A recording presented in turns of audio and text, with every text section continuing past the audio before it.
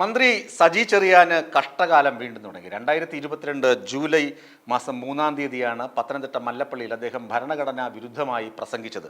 ആവേശം മൂത്ത് പ്രസംഗിച്ചതാണ്. പ്രസംഗത്തിലെ വാചകങ്ങൾ ഇങ്ങനെയാണ്: ഇന്ത്യയിൽ ഏറ്റവും കൂടുതൽ ജനങ്ങളെ കൊള്ളയടിക്കാൻ പറ്റിയ ഭരണഘടനയാണ് എഴുതി വച്ചിരിക്കുന്നത്. ബ്രിട്ടീഷുകാരൻ തയ്യാറാക്കി എഴുതി കൊടുത്തത് ഇന്ത്യക്കാരൻ എഴുതി വച്ചു.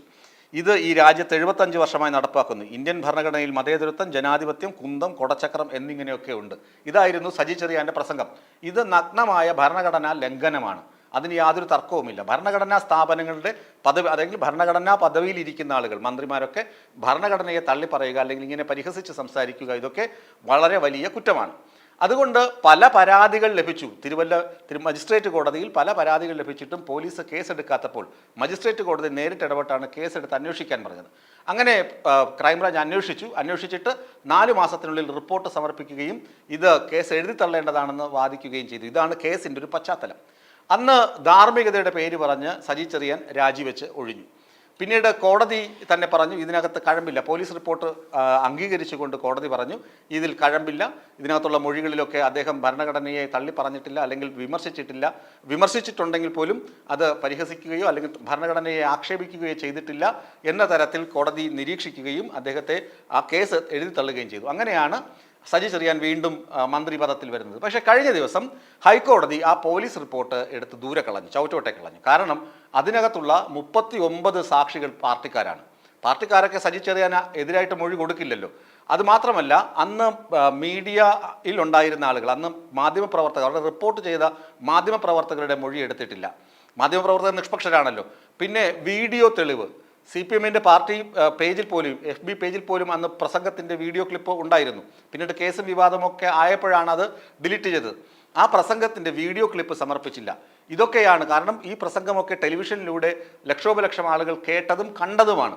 എന്നിട്ടും ആ പ്രസംഗത്തിൻ്റെ വീഡിയോ ക്ലിപ്പ് എടുത്ത് പരിശോധിച്ചില്ല എന്നൊക്കെ പറഞ്ഞിട്ടാണ് പോലീസ് റിപ്പോർട്ട് ചവറ്റുകൊട്ടയിൽ കളഞ്ഞത്. അങ്ങനെ വരുമ്പോൾ സജി ചെറിയാൻ വീണ്ടും ഒരു ധാർമ്മിക പ്രശ്നത്തിൽ വരുന്നു.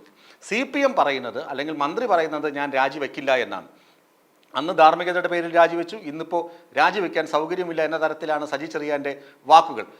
ആദ്യ സമയത്തും മാധ്യമങ്ങളുടെ ചോദ്യത്തിന് പറയും എന്തിന് ഞാൻ രാജിവെക്കണമെന്ന് ചോദിച്ചിരുന്നു. പക്ഷേ സംസ്ഥാന സെക്രട്ടേറിയറ്റ് കൂടി തീരുമാനിച്ചു സജി ചെറിയാൻ രാജിവെക്കണം. അങ്ങനെയാണ് സജി ചെറിയാൻ അന്ന് രാജിവെച്ചതും പിന്നീട് തിരികെ വന്നതും. തിരികെ വന്ന കഥയൊക്കെ നമുക്ക് പിന്നാലെ പരിശോധിക്കാം. ഇപ്പോൾ പാർട്ടി പറയുന്നു മന്ത്രി രാജിവെച്ചാൽ പാർട്ടിയുടെ പ്രതിച്ഛായയ്ക്ക് മങ്ങലേൽക്കും. കാരണം ഇനി കുറച്ച് നാളുകൾ കൂടിയേ ഉള്ളൂ ഈ സർക്കാരിന്. 2026 ഇലക്ഷൻ വരും. കുറച്ച് സമയം കൂടിയേ ഉള്ളൂ. അത് കഴിഞ്ഞാൽ മാസങ്ങളേ ഉള്ളൂ തദ്ദേശ സ്വയംഭരണ തെരഞ്ഞെടുപ്പ് നടക്കാൻ. അപ്പോൾ മന്ത്രിയുടെ രാജി തീർച്ചയായും തദ്ദേശ സ്വയംഭരണ സ്ഥാപനങ്ങളുടെ തെരഞ്ഞെടുപ്പിനെയൊക്കെ പ്രതികൂലമായി ബാധിക്കും, റിസൾട്ടിനെ ബാധിക്കും.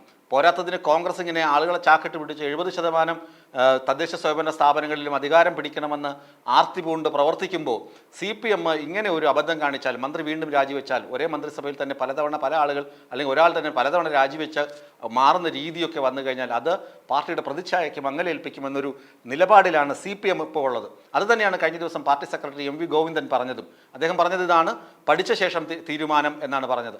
അന്ന് ധാർമ്മികതയുടെ പേരിലാണെങ്കിൽ ഇന്ന് രാഷ്ട്രീയത്തിൻ്റെ പേരിൽ ഇദ്ദേഹത്തെ സജി ചെറിയാനെ സംരക്ഷിച്ച് നിർത്തുക എന്നുള്ളതാണ് ഇവരുടെ ഒരു അടവ് നയം. പാർട്ടിയുടെ 2 പോംവഴികളാണ് പാർട്ടി കാണുന്നത്. ഒന്ന്, സർക്കാർ തലത്തിൽ അപ്പീൽ പോവുക, ഹൈക്കോടതി വിധിക്കെതിരെ മേൽക്കോടതികളിലോ ഹൈക്കോടതിയിൽ തന്നെയോ അപ്പീൽ സമർപ്പിക്കുക, അല്ലെങ്കിൽ ക്രൈംബ്രാഞ്ച് അന്വേഷണത്തിന് വിടുക. ക്രൈംബ്രാഞ്ച് അന്വേഷണത്തിന് വിട്ടാൽ വീണ്ടും ധാർമ്മികതയുടെ പേരിൽ മന്ത്രി രാജിവെക്കുകയാണ് ഉചിതമെന്ന് വരും. അതേസമയം അപ്പീൽ പോയി കഴിഞ്ഞാൽ രാഷ്ട്രീയപരമായി മന്ത്രിക്ക് വേണമെങ്കിൽ പിടിച്ചു നിൽക്കാം. ഹൈക്കോടതിയുടെ പരിഗണനയിലാണ് ഇപ്പോഴും കേസുള്ളത്, തൻ്റെ വാദം കേട്ടിട്ടില്ല എന്നൊക്കെ വേണമെങ്കിൽ പറയാമെങ്കിലും പക്ഷേ രാഷ്ട്രീയ എതിരാളികൾ ഇതിനെ വിമർശിച്ചുകൊണ്ടേയിരിക്കും. കാരണം ഭരണഘടനാ വിരുദ്ധത സംസാരിച്ച ഒരു മന്ത്രി ഭരണഘടനാ പദവിയിൽ ഇരിക്കുന്നത് തീർത്തും മോശപ്പെട്ട സംഭവമാണെന്ന് പ്രതിപക്ഷം ഇപ്പോഴേ തന്നെ, BJP-യും കോൺഗ്രസും ഇപ്പോഴേ തന്നെ ആരോപണം ഉന്നയിച്ചു കഴിഞ്ഞു. അതുകൊണ്ട് സജി ചെറിയാൻ്റെ രാജിക്കാര്യം, സജി ചെറിയാൻ രാജിവെക്കുമോ രാജിവെക്കില്ലയോ എന്നതൊക്കെ പാർട്ടിയുടെ പ്രതിച്ഛായയെ അനുസരിച്ചിരിക്കും എന്നതാണ് നിലവിലെ സ്ഥിതി.